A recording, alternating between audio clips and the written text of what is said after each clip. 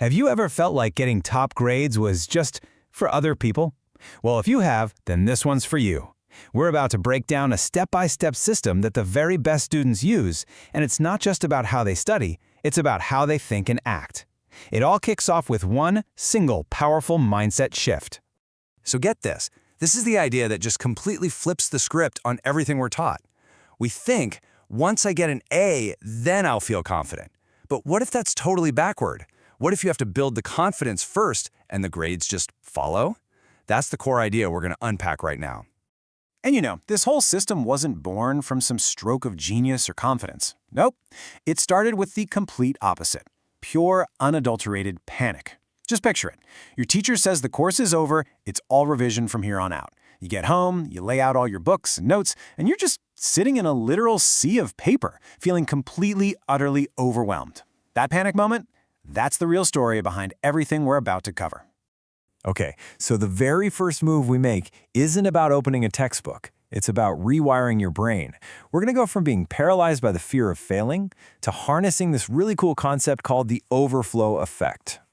This right here, this is the overflow effect, and it is an absolute game changer. I mean, think about professional athletes. A lot of them just seem to be good at everything they try, right? That's because the confidence they build in their main sport literally overflows into other parts of their life. So what's the big takeaway for you? You don't have to feel confident about your hardest subject right away. Start smaller.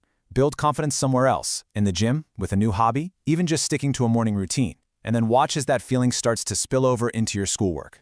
And this chart just lays it out perfectly. On the left, that's the amateur mindset. You're waiting for good results to finally feel good. You're terrified of failing. But look at the right. That's the top 1% mindset. You build your confidence first. You see doubt not as a giant red stop sign, but just as a feeling you have to push through. That is the fundamental shift you need to make. All right, so once that mindset starts clicking into place, it's time for step 2, resetting your environment. Here's a little secret. Top students aren't always magically smarter. A lot of the time, they've just built a world around them that makes it easy to win. And this is where we get absolutely ruthless about killing our distractions. So, I've got a question for you, and I want you to be brutally honest with yourself here. If you had an academic rival, someone you desperately wanted to beat, and you could sabotage them, what would you do? What traps would you set to guarantee they got terrible grades? Seriously, take a second and think about it. Okay, this is what's known as the rival exercise.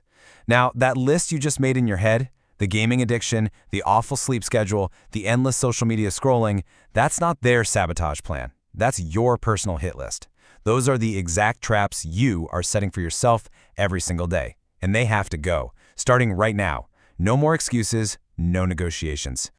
Okay, your mindset is getting stronger, and your environment is cleaner. But you're still looking at that massive mountain of revision, and that anxiety is still there. I get it. Step 3 is all about creating a practical action plan that transforms that nervous energy into pure, focused action. You have to burn this quote into your brain. Action is the antidote to anxiety. Procrastination, it's not you being lazy, it's a fear response. Your brain sees this huge, scary task and it just freezes. The only way to break that paralysis is to take one small, concrete step forward. And here's your first concrete step. It's a simple technique called spec stripping.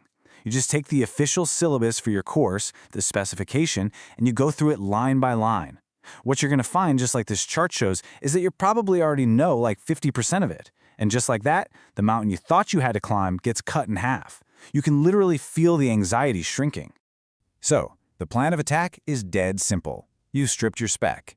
Now, for the time being, just ignore all the green and amber stuff. Your only job right now is to pick one, just one, of those red topics that scares you the most, and attack it. Just start. The second you begin, it stops being this terrifying monster, and it just becomes a task. Mindset, environment, action plan. We have built the entire foundation. Now we get to the good stuff. We're going to build the learning engine. These are the specific, high-leverage techniques that will actually build knowledge and get you into that top 1%. It's time to stop just studying and to start actually learning. Okay, I need you to pay close attention here, because this is a trap that almost everybody falls into.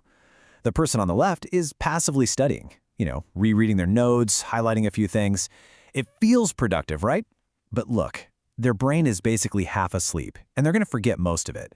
The person on the right, though, is actively learning. They're testing themselves, trying to recall information, teaching it to someone else. It feels harder, sure, but that's how you actually forge those strong connections in your brain. Just look at this number. Negative 40%. That is how much your ability to learn new things can drop after just one night of poor sleep. You can do everything else right, but if you skip on sleep, you might as well be throwing away almost half of your hard work. And this quote from the neuroscientist Matthew Walker explains exactly why. He calls sleep this save button for your brain. Think about that.